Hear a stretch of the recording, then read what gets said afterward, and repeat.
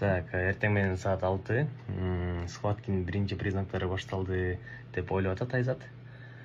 Мен кинонун съемкасына тоого кетишим керек. Тайып кетейин деп атам.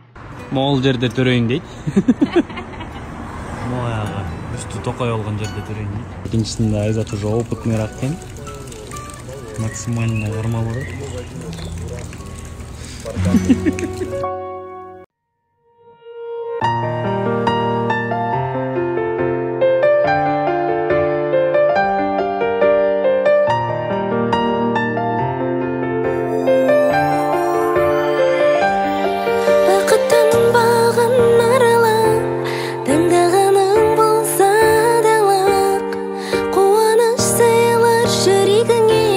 Ғашықтық сезімі ғаламат.